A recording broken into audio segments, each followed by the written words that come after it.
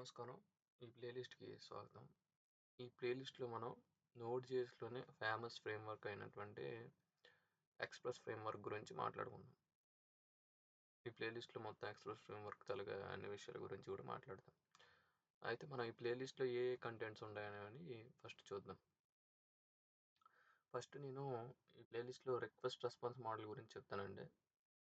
Request response models అంటే ఏంటంటే ఇవి యాక్చువల్‌గా మనం డే టు డే లైఫ్‌లో మనం వాడేటువంటి మొబైల్ అప్లికేషన్స్ కానీ, వెబ్ అప్లికేషన్స్ కానీ ఇవన్నీ ఏంటంటే కమ్యూనికేషన్ మోడల్స్ అనమాట. అంటే మన యూజర్ చేతిలో ఉండే డివైస్ నుంచి సర్వర్ ఎక్కడో ఉండే సర్వర్తో అది కమ్యూనికేట్ అయ్యి ఆ పర్టికులర్ రెస్పెక్టివ్ డేటా ఏదైతే ఉందో దాన్ని తీసుకొని వస్తుంటుంది.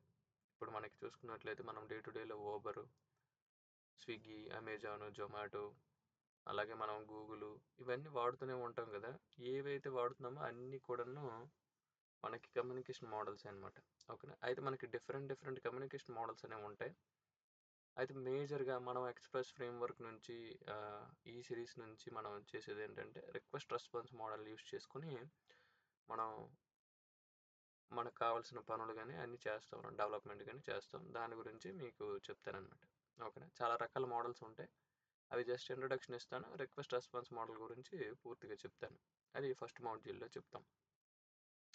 తర్వాత మాడ్యూల్ వచ్చి మనకి ఎక్స్‌ప్రెస్ తాలూకా ఇంట్రొడక్షన్ ఏదైతే ఉందో ఎక్స్‌ప్రెస్ ఫ్రేమ్‌వర్క్ అంటే ఏంటి, అది ఎలా పనిచేస్తుంది, ఏంటి దాని కథనం ఏంటి, అలాంటి విషయాలన్నీ కూడా మాట్లాడుకుందాం. తర్వాత జేసన్, ఇది ఒక నొటేషన్ అని చెప్పొచ్చు. మనం ఒక పద్ధతి ప్రకారంగా మన డేటాని ఎలా తెచ్చుకోవాలి ఏంటి అనేది ఒక పద్ధతి అనమాట ఇది, అంతే.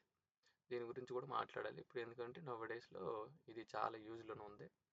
నెక్స్ట్ వచ్చి మనకి ఏ ఆపరేషన్ అయినా చేయాలనేసి అంటే మనకి డేటాబేస్ కూడా అవసరం అండి. ఓకేనా. ఒక్క దీంతో ఏది పని అయిపోదు, నేను ఇంతకు ముందే చెప్పాను. అలాగే మనకి డేటాబేస్ మాంగోడిబి డేటాబేస్ అనేది మనం ఈ సిరీస్లో కొంచెం ఇంట్రొడక్షన్ చేస్తాం. ఓకేనా. మనకి ఎంతవరకు అవసరం అంతవరకే చెప్తాము. ఓకేనా. మిగతాది కూడా మీరు ఎక్స్ప్లోర్ చేసుకోవచ్చు. మాంగోడిబి, మాంగూస్ అనేది ఒక రకమైన ప్యాకేజ్. దీన్ని మాంగోడిబికి నోడ్.jsకి మధ్యన అనుసంధానం చేయడానికి ఉపయోగపడుతుంది. సో దాని గురించి మాట్లాడదాం. ఆ తర్వాత స్ట్రక్చరింగ్ అండి. స్ట్రక్చర్ అండ్ రౌటింగ్ అంటే మనం ఒక ఎక్స్‌ప్రెస్ ఫ్రేమ్‌వర్క్‌లో మనం ఏంటంటే మన ప్రాజెక్ట్‌ని ఒక స్ట్రక్చర్ వైజ్‌గా ఎలా క్రియేట్ చేసుకోవాలి, ఎక్కడి నుంచి ఎక్కడికి ఎలా వెళ్ళాలి అనే రౌటింగ్, స్ట్రక్చరింగ్ దీని గురించి మాట్లాడతాం. అదొక మాడ్యూల్. తర్వాత మిడిల్‌వేర్ ఫంక్షన్స్ అండి. మనకి రకరకాల మిడిల్‌వేర్ ఫంక్షన్స్ ఉంటాయి.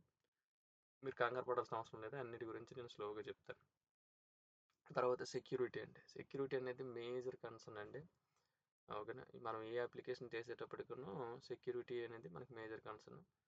ఓకేనా. సో ఇది మనకి అడ్రస్ కూడా చేయడం అవుతుంది ఈ మాడ్యూల్లో. తర్వాత ఎర్రర్ హ్యాండ్లింగ్ అండి. ఇది కూడా చాలా చాలా మేజర్ అండి. ఈ రెండు మనకి అన్నీ ఇంపార్టెంటే, ఏది తక్కువ అని చెప్పలేం. సో కాకపోతే మోస్ట్ ఇంపార్టెంట్ క్వశ్చన్స్ ఇంటర్వ్యూస్ కానీ మీరు అటెండ్ అయితే కనుక ఈ లాస్ట్ 3 ఉన్నాయి చూడండి, మిడిల్‌వేర్, సెక్యూరిటీ, ఎర్రర్ హ్యాండ్లింగ్, దీనిపైన ఎక్కువ క్వశ్చన్స్ అడుగుతారండి. ఓకే.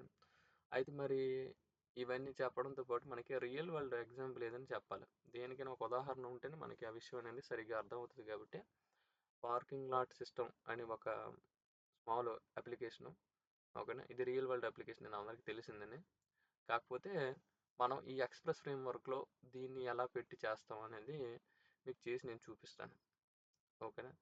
సో ఇది కోర్సు కంటెంట్ అండి. ఈ ఎక్స్‌ప్రెస్ ఫ్రేమ్‌వర్క్ యూస్ చేసుకొని, ఓకేనా, నోడ్.jsలో ఎక్స్‌ప్రెస్ ఫ్రేమ్‌వర్క్ యూస్ చేసుకొని మనం ఏం చేస్తామనే కంటెంట్ దానిపైన కోర్స్ తాలూకు కంటెంట్ ఇది. ఓకేనా. సరే అండి. తర్వాత నెక్స్ట్ వీడియో నుంచి మనం ఒక్కొక్క మాడ్యూల్ని చెప్పుకుంటూ వెళ్దాం.